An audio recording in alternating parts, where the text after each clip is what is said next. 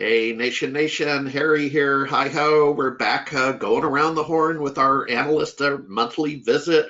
Alex Fields out of Minneapolis with Success Computer Consulting. Alex, good day to you, my friend. Good day to you, sir. All right. Hey, we always like to kind of keep it fun. So you were just sharing a story last week. You watched a house move down the street, like Yeah. slowly. What's the story? Oh man, this was I'd never seen anything like this. But basically, there's this old historical house, like from the early 1900s or something, just a few houses down from ours, and they're going to preserve it since like the developers bought that land and are going to like build a little condo complex or something. And they moved it to an empty lot up the street just across from us.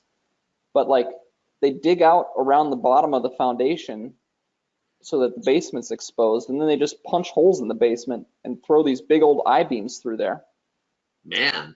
It's insane. And then they like tear down the basement walls, and the I-beams are like on these hydraulic jacks that are attached to this like these four-wheeler things. And Yeah. there's several of them. It's like a spider almost as it starts moving down the street. It was the most unreal thing. And they had to start like as they were coming down, like, oh, that branch needs to come down. They're like cutting, like they're trimming trees and stuff just to Yeah. fit the house through. Like taking power lines down and stuff. It was crazy. So we ended up missing last week our scheduled appointment, but then I was Oh, just out don't there worry with my about it. eyes glued to it the whole time. And Yeah. so, anyways, No, you're the here now. story's worth it. Yeah, the story is worth it alone. Well, hey, the topic this month is shared mailboxes, Yeah. the viewers would know that we're essentially kind of expanding some conversations of some research and writing that you do. So let's talk shared mailboxes. What's going Yeah. on?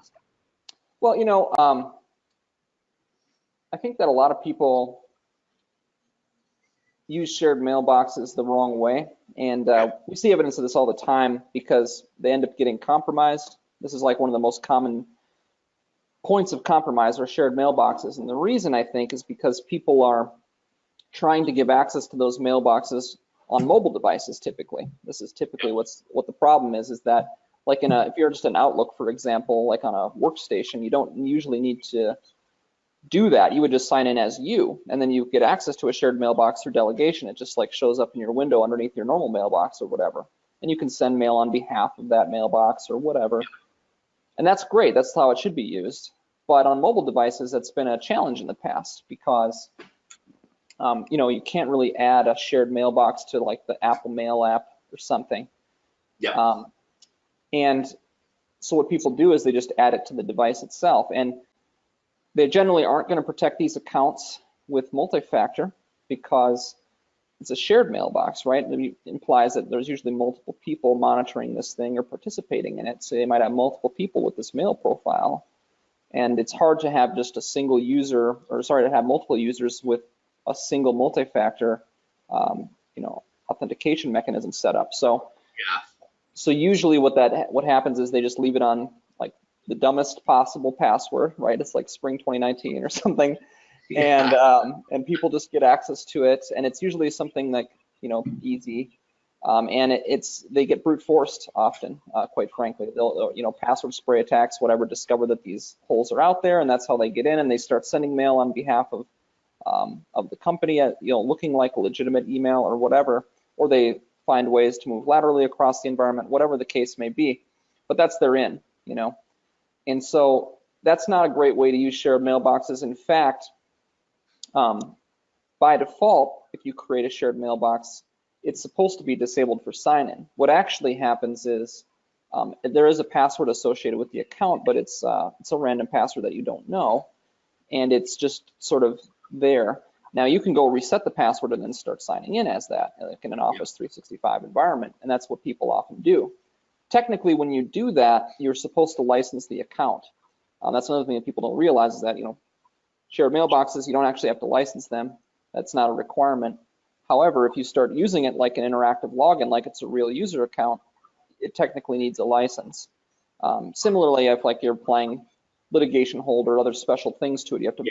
have licenses for those features. But aside from that, it should be a free feature, but people are treating it in a way that it's not.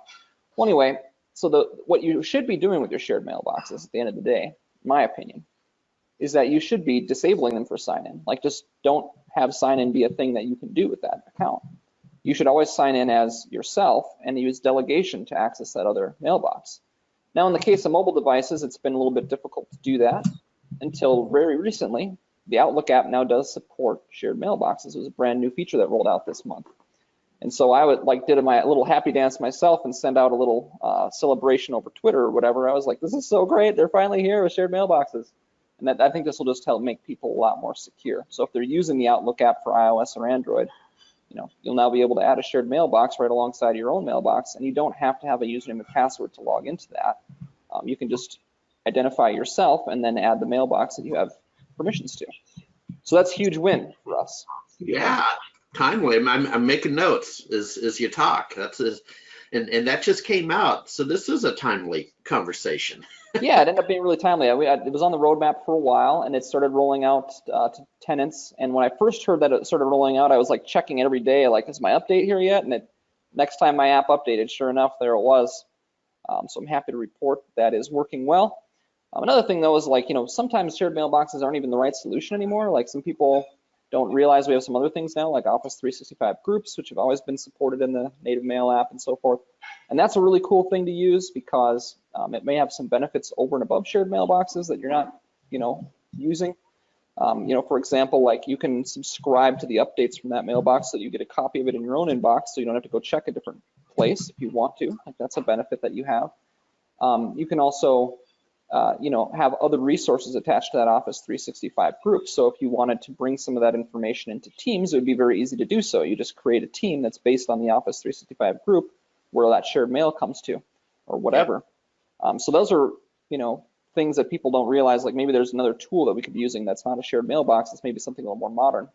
It's not like a one-for-one thing. Like, for example, shared mailboxes, you can still have subfolders and stuff, and some people really like that hierarchical folder structure and like organizing. Like, here's things we've reviewed, here's like customer complaints that are coming in that aren't resolved yet or something, and they have like a folder way of organizing that.